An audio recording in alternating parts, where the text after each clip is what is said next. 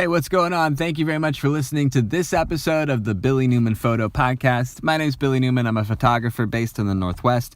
My website is billynewmanphoto.com. My Instagram profile is at Billy Newman. You can find me in the same at Billy Newman on Twitter and Facebook. Sure, I'm sure you're also. But also YouTube. I'm putting out more stuff onto YouTube, which has been kind of interesting. I'm trying to do these photograph introductions. So if I'm posting a photograph up on Instagram or anywhere else, I'm also trying to make just a basic video version of me kind of talking about the photograph for a couple seconds. So those are going up on YouTube along with a bunch of other behind the scenes clips of us putting together photos and stuff.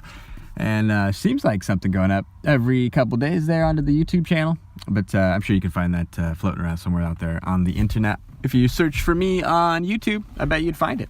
Today I'm talking about a couple of the photographs that are going up online.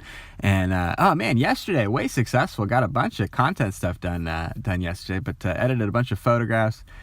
Try to cut on a couple videos, but that only goes so fast. But I think I got a photo or a podcast wrapped up. I got a video made. I got a photo edited and posted and stuff. So I don't know. I dig it when I'm kind of jumping in and getting all the pieces together each day. That's kind of cool.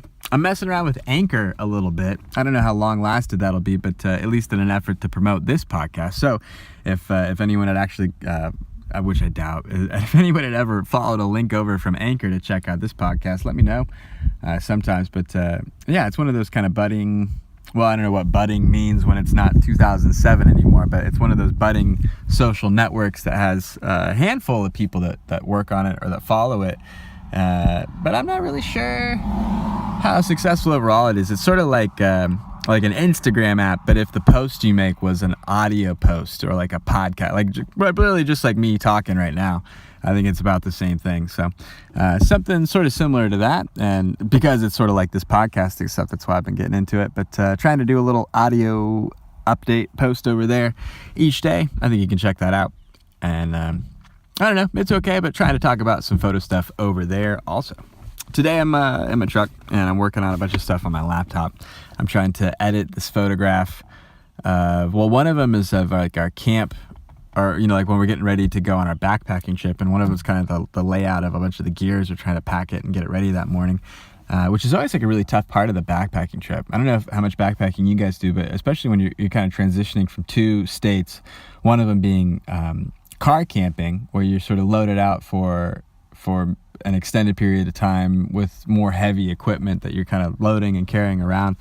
So you kind of pack for the car, but then you sort of change out when you go backpacking. If you're car camping a couple of days and then jumping out and going backpacking, you sort of have to reassess and then sort of repack everything that you would need to get through a backpacking trip. And it's time consuming, when you have to kind of do that swap over. But anytime you're packing for the backpacking trip stuff, it's kind of, I don't know if it's frustrating, but it's a little bit about like, oh man, like, do I take this? Do I not take this? Is it just going to be weight on my back that I carry, that I end up using or participating with, this item or this thing for just 1% of my time there? And sometimes even still on short trips that definitely happen, especially on short trips. Short backpacking trips, like overnight trips, 2-day trips, I would really recommend you put everything you want to carry in a plastic sack, like something that's like a gallon big. But I swear, if it's one day, if it's one overnight trip, you should eat before you go. Maybe people hate hiking like that. I don't know if I want to eat a ton of food, but you should leave so that you don't need to eat right away. You should hang out, have a meal ready, and then have a power bar on the next day or the way back or something like that. But and some spare food and whatnot. But a lot of spare stuff, a lot of extra stuff, a lot of delicacy stuff. It's tough when you're backpacking, but you always want to do it until you start hiking the weight of it. Then you want to ditch it. Then you want to throw it out the window, or off the trail, right? Hey, there goes a Subaru, or some cheap exhaust. There you go.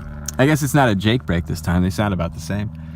So sitting out here in the field, I'm watching the grass grow for another day. It's a pretty nice, partly cloudy day for November 1st, 2017. Halloween was a spectacle. It was cool.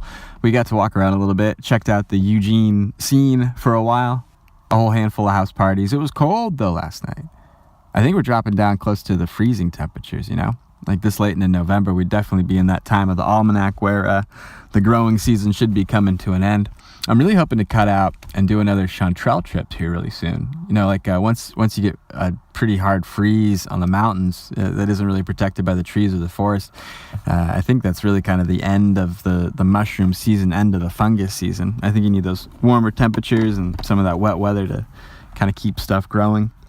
But maybe there's still a chance for a bit of it. I think it's just once we start getting those freezing temperatures pretty regularly every night. Here we're still in a temperate zone where we get freezing temperatures every handful of days, maybe. Like maybe we've had a freeze so far in October, especially in, you know, part of these higher elevations toward the hills. But if there's a handful of days after that are warmer, you know, if we have a cold snap and then it snaps back to decent weather and warmth, that means that, you know, the fungus can start growing again, and there's another grow to be yielded. So it seems like it's been pretty nice this last week, and hopefully I can jump out and find a couple others. But it's also been a little dry too. I was wondering how much would be growing right now.